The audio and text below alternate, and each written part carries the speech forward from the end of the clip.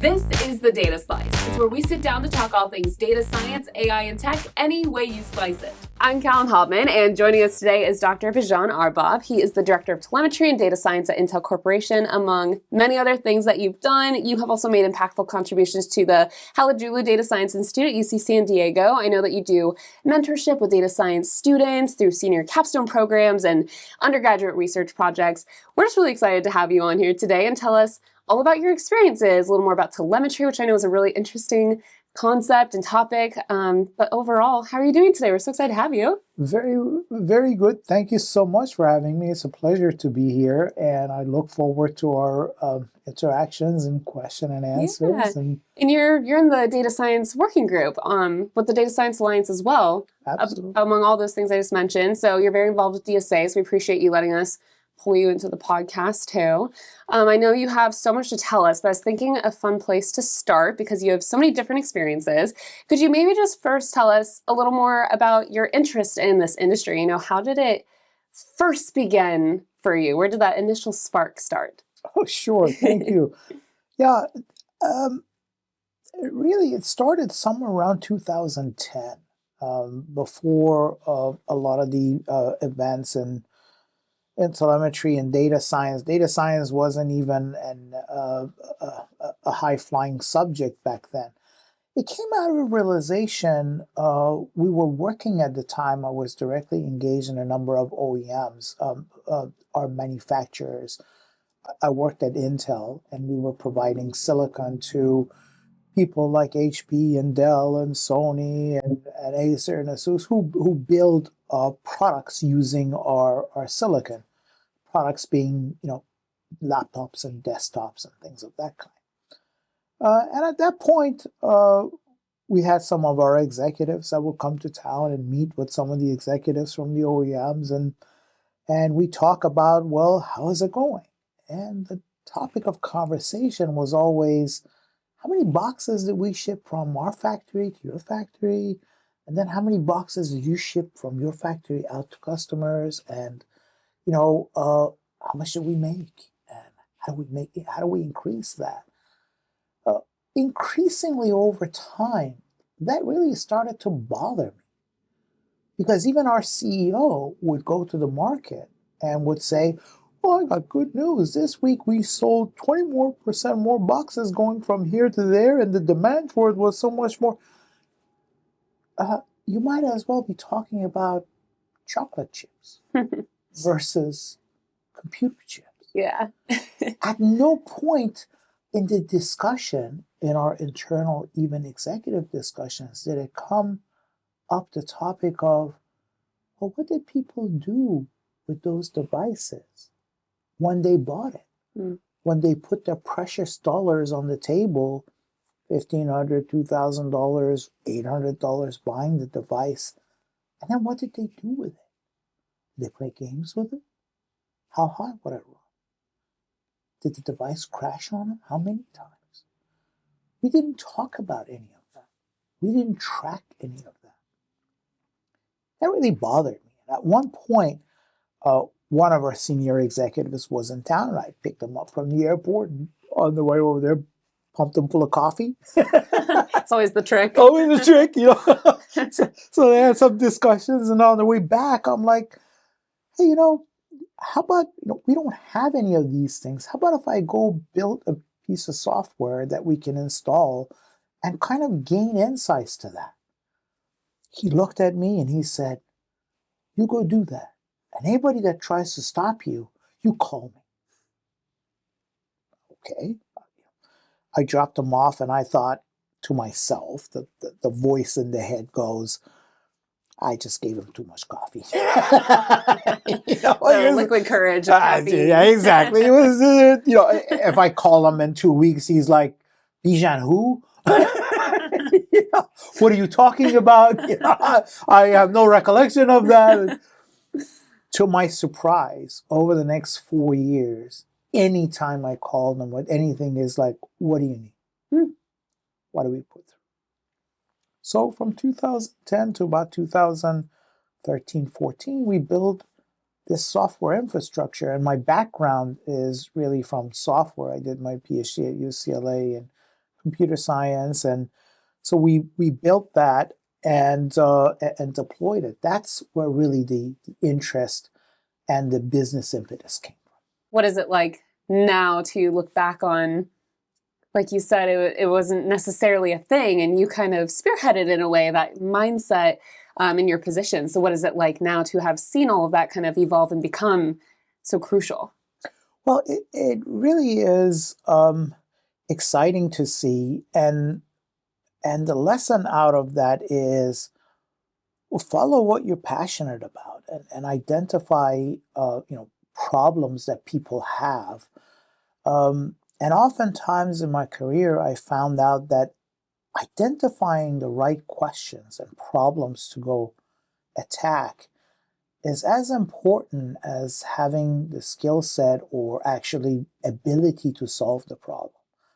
Honestly, where we are today, when I look back at 2010, when we started there with a blank sheet of paper, uh, is very different.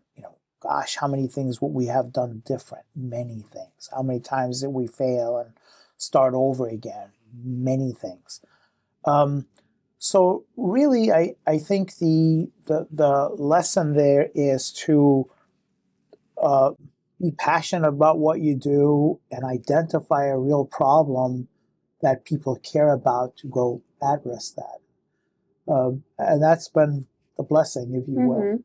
How have you seen it help when it comes to creating products or improving products? How has telemetry, and just all of that data usage improved products for people and customers? That's a really good question. And it really has a sharp edge to it. Because if you look at it from a business point of view, today, I mean, after all that time, we've got 40 people, and it grew it to 40 people inside of Intel, and addressing that. The question becomes, what justifies that? And I'll go back in history when we started. At one point, what was the justification for Intel senior management to fund such a project? One of our OEMs had a product line at the time called the F series, and this was a laptop they built to address multimedia. Actually, kind of like what we're doing here. Take audio visual and manipulate it and do that. You need a computer that's got some special stuff in it, and as you will be doing the editing room in the background, so this company had designed, built, marketed to the tune of $2 million a device targeted at media editing, media consumption. What we found out is that a lot of people were buying exactly the same device to do gaming on it at the time. And so we kept sending messages back to the factory, to the VP, that said, could we please have another port on here so people can put like joysticks? And then we get annoying messages back that said, no, this is a media consumption, media creation device. Why do you want all that stuff? And so we kept, nudging that we could sell more. If you give us these features. And then I got a very politely worded note from their VP of operation back in their factory that basically had a sharp message to it that said, why are you so confused? Why don't you understand our product line?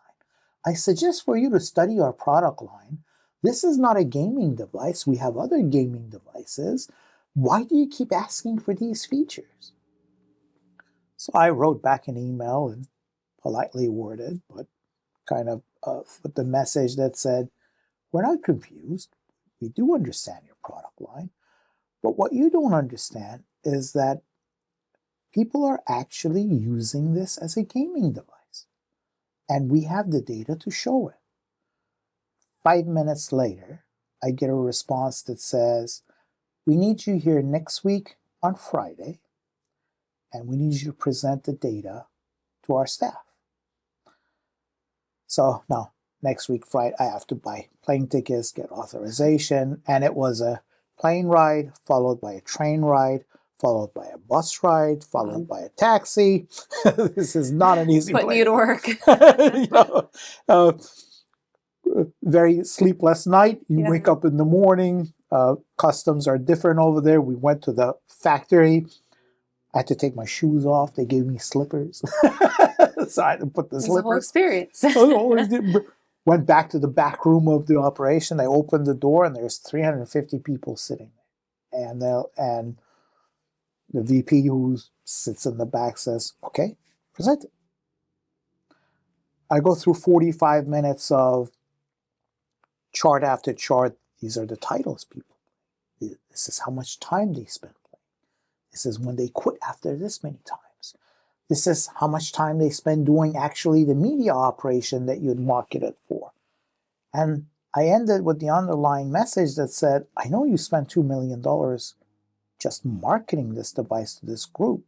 And I know you think people are buying it to do media consumption, but what they're actually doing is playing games.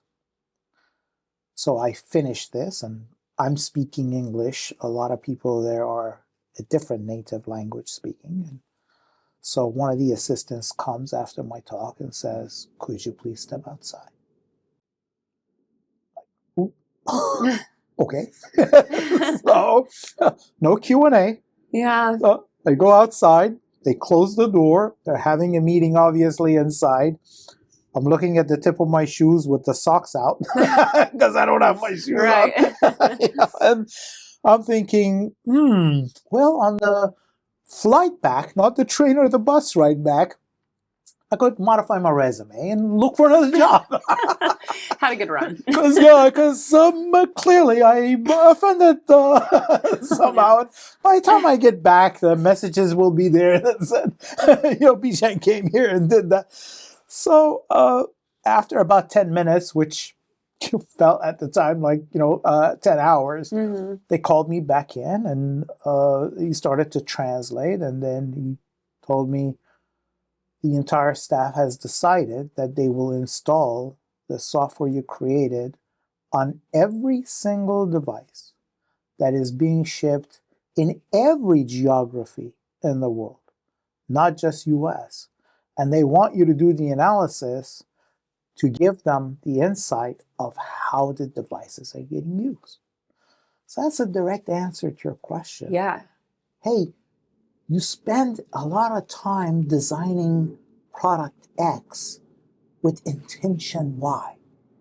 You market it that way. You give birth to that device that way. And people even buy it. But do you know they're buying it with intention Y as opposed to Z? How do you measure that? How do you understand that? So that's the rationale and the reason for why. Sorry about the long story. No, it's a great story. You're a good storyteller. But it's such a good example of how data can, that whole concept of using data to analyze kind of the user experience and user motivation and learning from that, and it's not so black and white necessarily, of how you made it and what it's for necessarily. Absolutely. Yeah. Are there any times that you've seen that type of data usage help? Maybe if there's a product that was kind of an example of a product being used just differently than the initial intention. Has there been a time when maybe a product was maybe malfunctioning or being used just incorrectly or causing harm in a way where the data kind of allowed that to be realized and kind of mitigate Oh, absolutely. risks? Oh, it's such a good question. And that's another experience we had actually inside of Intel. Intel being at the time 100,000 employees. These days, you've heard the news, it's maybe down to 80,000 employees. But Intel and many other large companies have IT organizations, and they issue to their employees devices.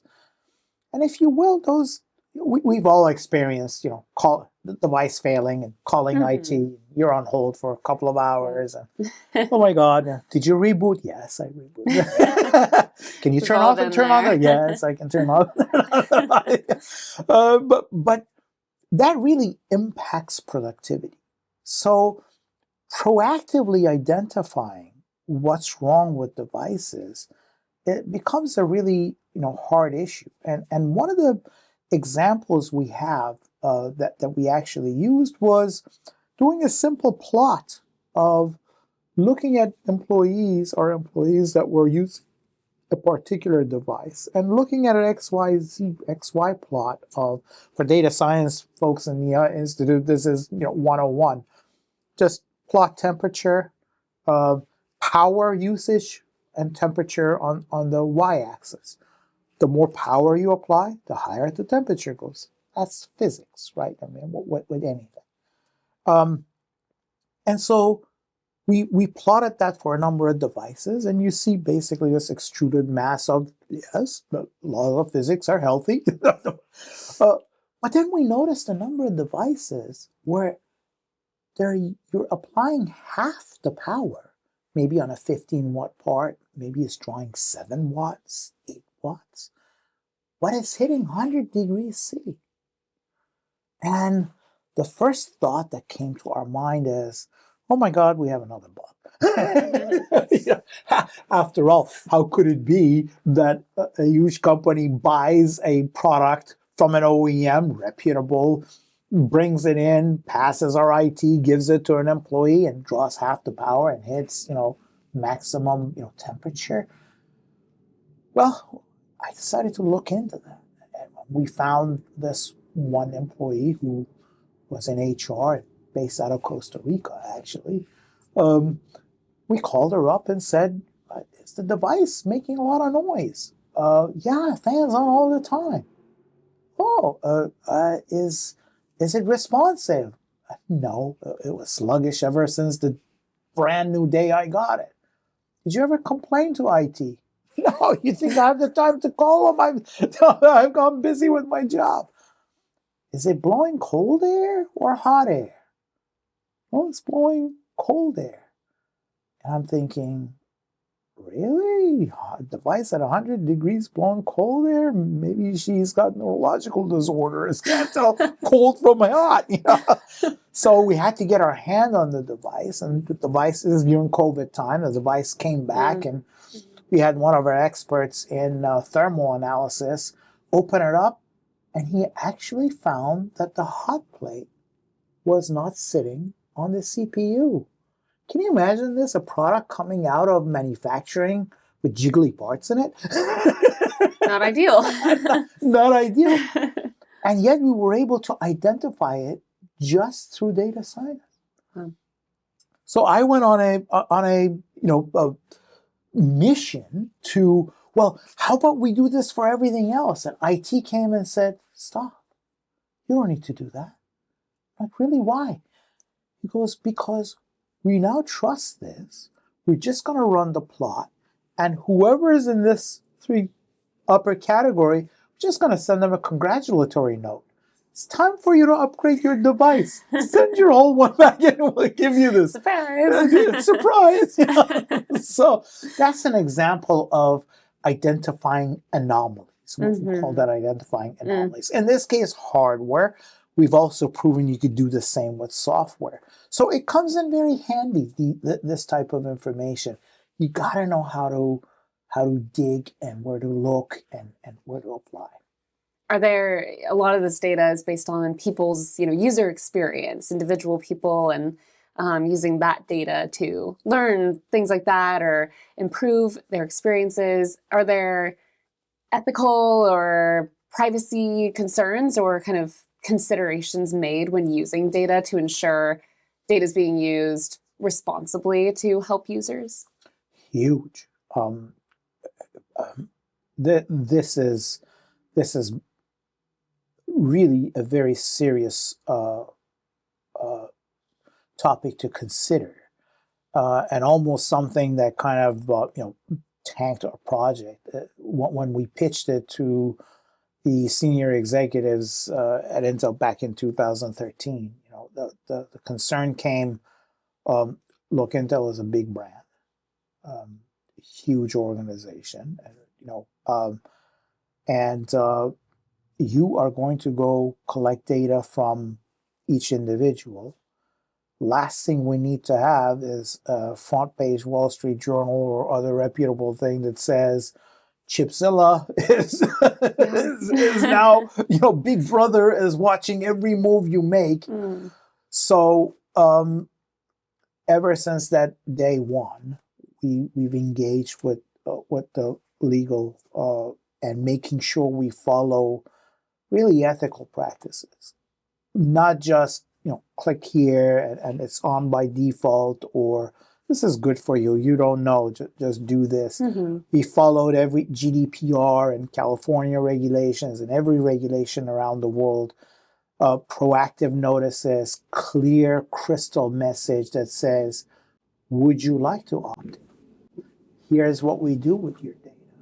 Here's what we don't do with your data. And I'm very proud that we were one of the first to follow these things in a very crystal clear manner, because we were afraid of damaging the brand.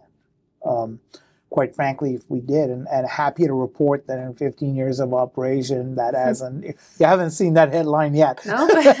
Yet.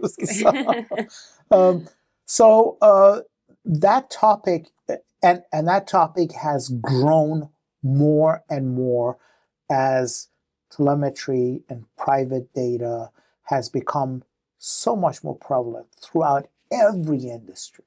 The onus is on the organizations to treat that data with respect. There are now regulations and government mandates that tries to, it hasn't completely happened yet, but definitely tries to put the control back into individuals' hand. It's my data. Yes, it may be my device, and maybe for example, we're not tracking anything personal about the people because we're not interested in selling them. You bought that socks. Would you like to have the different, color socks now? Well, that's not what we're about. It's about, making the devices better. But nonetheless, you have to respect that individuality and give opt-in, opt-out. Very happy to report that we've been able to grow that, and our opt-in rate, proactive opt-in rate, is about 60%. I'm sorry, it's about 40%. But it actually means that 60% of people still say, hands off, not interested. And it's very intuitive. I'm quite frankly surprised the number is 40%. Yeah. Well, speaking of protecting people's data and data privacy, I know that you helped form a data sharing agreement between Intel and UC San Diego. Could you tell us a little bit about that? Absolutely. So after many years of collecting and really farming this data to benefit our own organization and make better products, and I came to a conclusion that maybe we're not taking all the benefits out. Why? Because in an industry setting, you really have to worry about the next quarter goals and the next quarter goals and so on and so forth. You kind of, and this is not a complaint, but its business drivers are a little bit shorter term. And the idea came to me at the time without much, just an intuition, that what if we had academia who are very well trained in the art and science of data science, and have the luxury of time and the luxury of not the demand of looking after temperature versus power requirement, but think out of the box, or there is no box. What do you see here? It was an experiment, and we couldn't do that experiment. I can't ask them to sit down and just think about something. You have to bring the data there. Through a really nice collaboration with HDSI, we came to a legal agreement between Intel and HDSI to kind of community share this data. By community share, I mean it's not open source, because again, the brand concern, not just ours, but all the OEMs come into mind, but restricted to some guardrails that was agreed upon legally, which would allow professors, students, and folks from our industry to identify issues and to kind of study that. What's the carbon footprint impact of these devices? What is the temperatures around the world based on data we collect? Maybe that can feed into some atmospheric data and so on and so forth. So kind of looking after bigger problems that could be solved from this kind of data. To my surprise, to my pleasant surprise, we were able to come to that agreement within 1 quarter. And from 2020 to 2023, we engaged with 15 professors, about 20 students, 15 people from our industry, subject matter experts. We published about 18 papers, a number of them externally as well. Hired about 10 of the students within our organizations, and we're now starting to collaborate further as well. So that turned out to be a very fruitful thing to do, not just because of the agreement, but really a tremendous amount of credit goes to HDSI and UCSD for being so collaborative. Mm-hmm.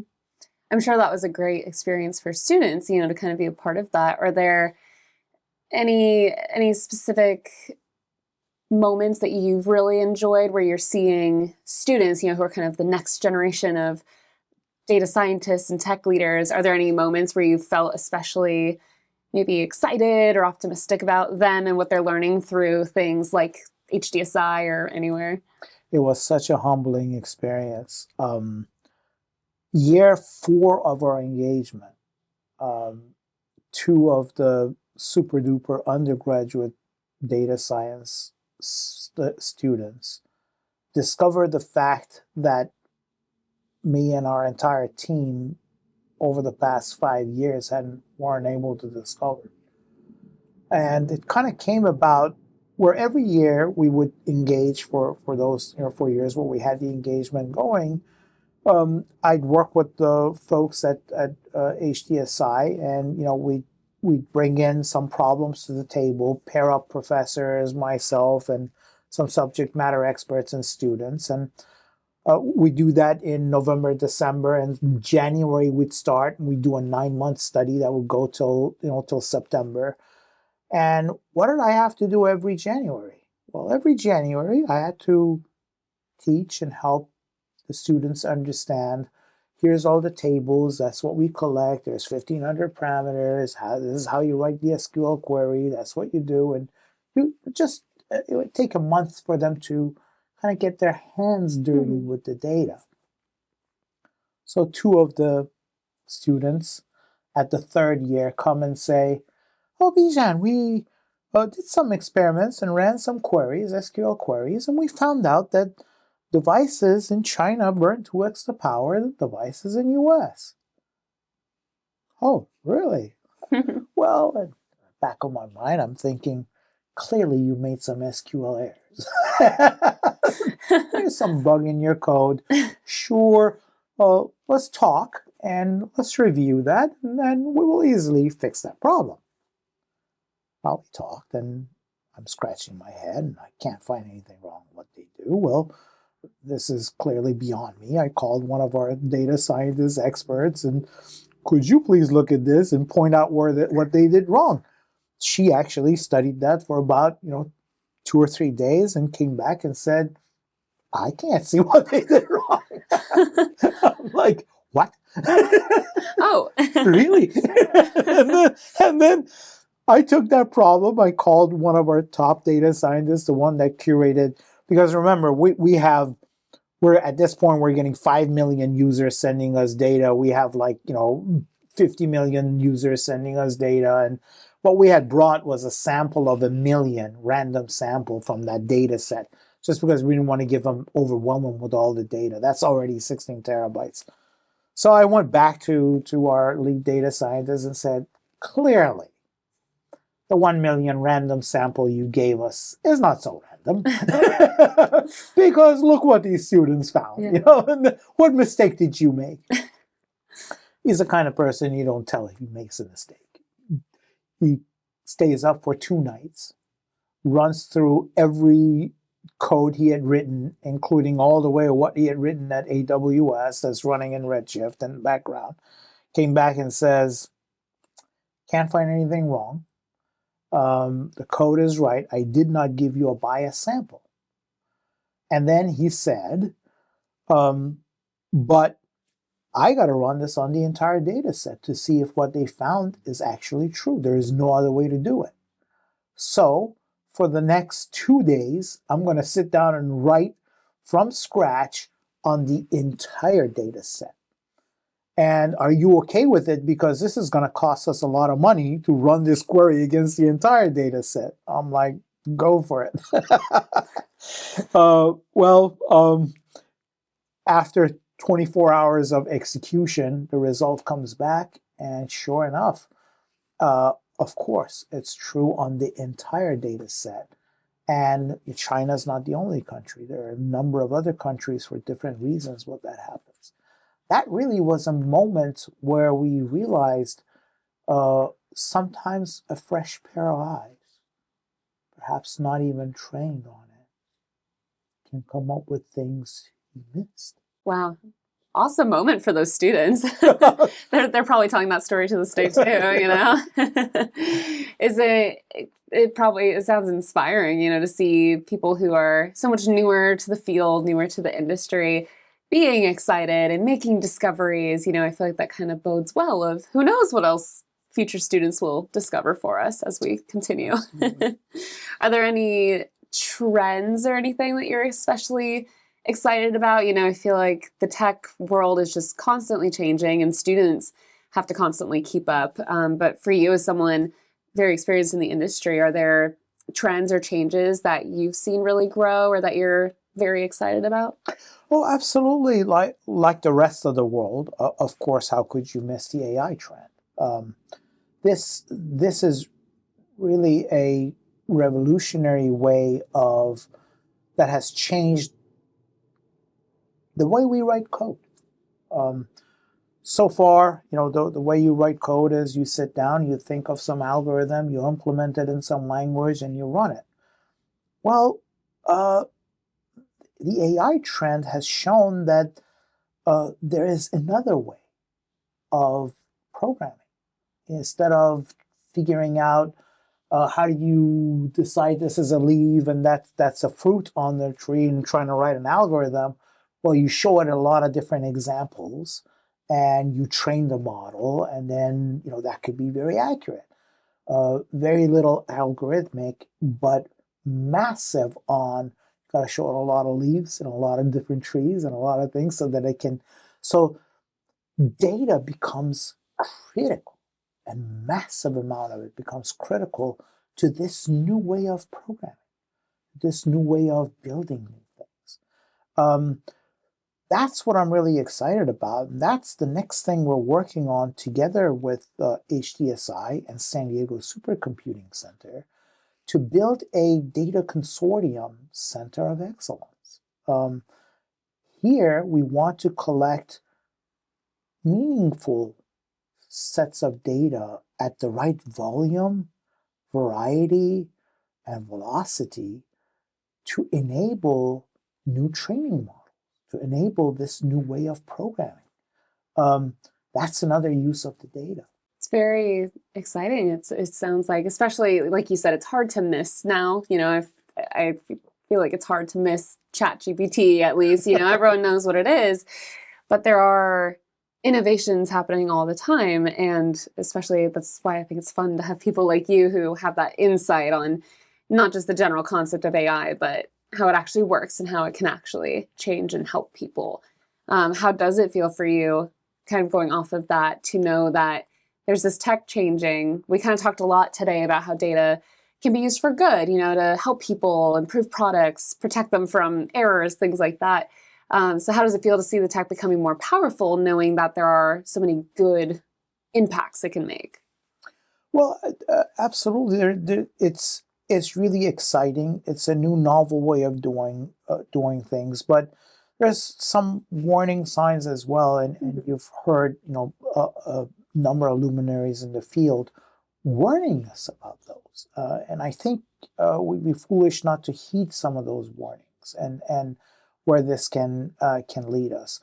But at the same time, as a practitioner, as a tool builder, it's so exciting to have this new method of building and creating things where you don't necessarily, where you can teach the computer itself to discover.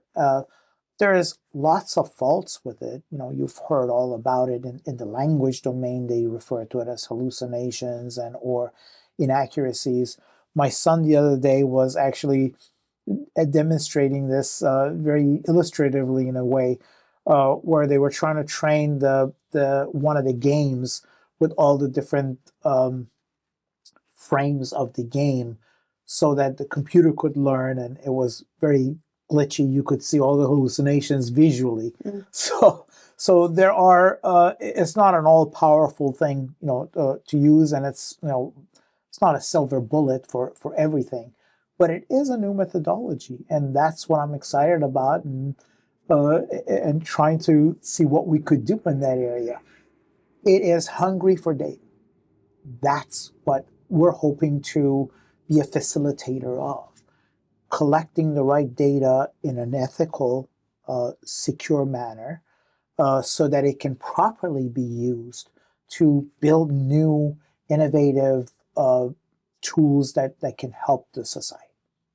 I always like to ask our podcast speakers to kind of leave our viewers, our listeners with some information. Do you have any favorite resources or platforms that you like to use to stay up to date? Because as we're saying, so much is changing and it can sometimes feel difficult or overwhelming to stay up to date. So are there any platforms or outlets that you like that you would recommend if people want to stay up to date or learn more about all of this? Absolutely. Well, I've been affiliated with UCSD HDSI and San Diego Supercomputing Center. The amount of resources available there is fantastic. A number of principals there, I don't have to tell you, are engaged in DSA, Data Science Alliance, and you are providing you're a beacon of providing a lot of good references and also an engagement point where people can come here and directly engage with a number of projects. Patricia was describing a number of projects that are going on here, all very exciting. So I'd actually recommend the same resources because it's so hard these days to go to a unbiased, community-driven place that wants to that wants to just educate and provide that community service.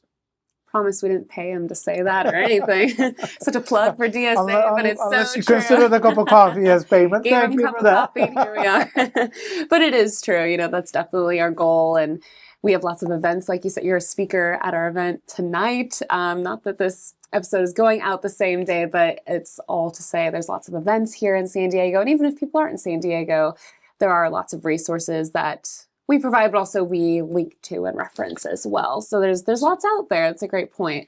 Sometimes it's just finding a certain one, and deep diving a little bit. Absolutely, I think. at least as exactly as you said, as a reference point.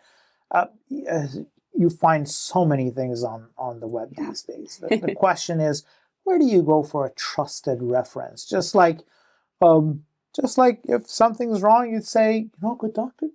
Yeah. Can I please follow? Same thing. So start with DSA. Yeah. I can't argue with that one. Well, thank you so much for coming on the DSA podcast. We really appreciate your time. And like we said, you're a speaker at our events. You volunteer with us. You're in our working group, very involved. So we're lucky to have you. We appreciate it. And I'm sure we'll have you back on the podcast. You're a friend of the pod for sure. Thank you so much. Appreciate it. Pleasure being. If you enjoyed this video, give it a like, subscribe to our channel, and follow the Data Science Alliance on any of your favorite social media platforms. And don't forget, DSA is a 501c3 nonprofit, and we would really appreciate your support. You can do a one-time donation, become a monthly or annual member. You can volunteer on our projects or attend our events. We have lots going on all the time at our location here in San Diego, California. So go to our website, datasciencealliance.org, to learn all about the ways you can get involved. Otherwise, we'll see you here next time on The Data Slice.